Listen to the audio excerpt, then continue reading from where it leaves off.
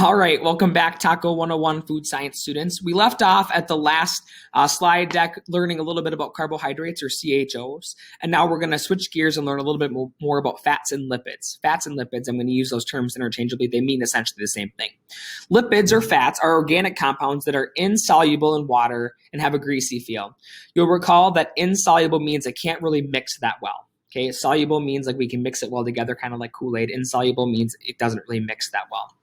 Lipids contain carbon, hydrogen, and oxygen. However, they're different from carbohydrates in the chemical structure and function of the food products that they're found in. So although both carbohydrates and fats contain carbon, hydrogen, and oxygen, they're chemically arranged differently. So it has different molecular properties. The three types of lipids found in food and in the body are triglycerides, phospholipids, and sterols.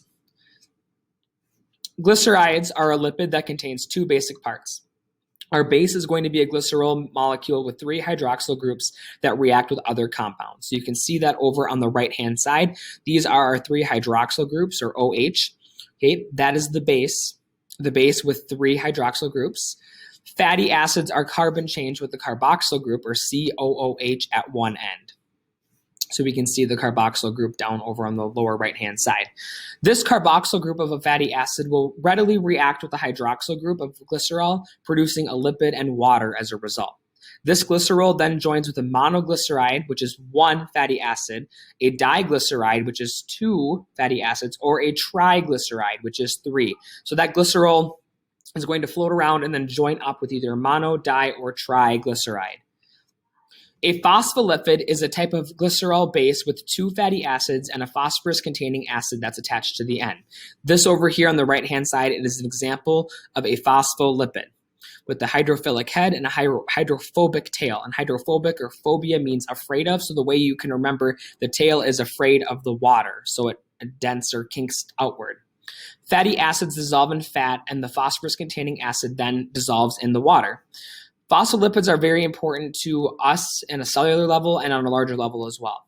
They are part of the cell membranes and help transport fats in and out of the cell, and they help our fats stay mixed in water-based solutions.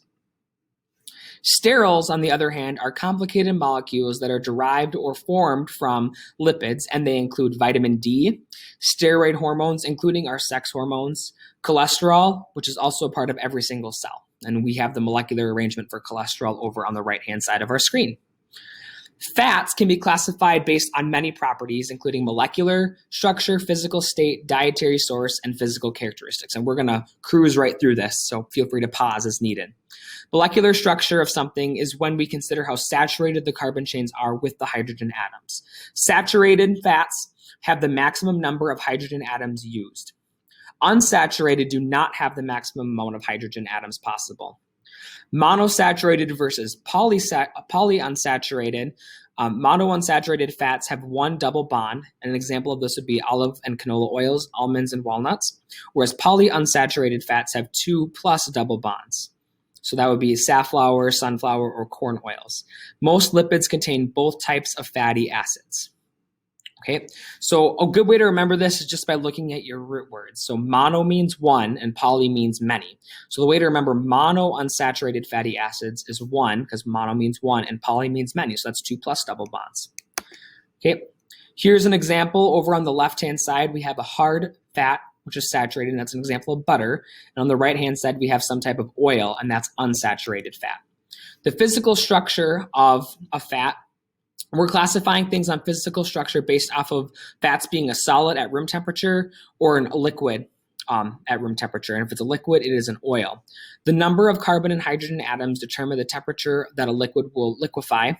The melting point is the temperature at which different fats and solids become liquids, and hydrogenation is when we add hydrogen atoms to an unsaturated lipid to increase our saturation level. And this makes our oil solid at room temperature. We have a variety of different dietary sources that we can classify our fats based off of, including milk fats, lauric acids, vegetable butters, linoleic acids, linoleic acids, animal fats, and marine oils. And lastly, our physical characteristics. We want to classify our lipids based off of visible qualities, such as melting and solidifying, nonpolar molecules, and the tendency in which something can deteriorate. I knew I flew through this really quick, but if you have any questions, feel free to reach out or hit pause and rewind. Thank you.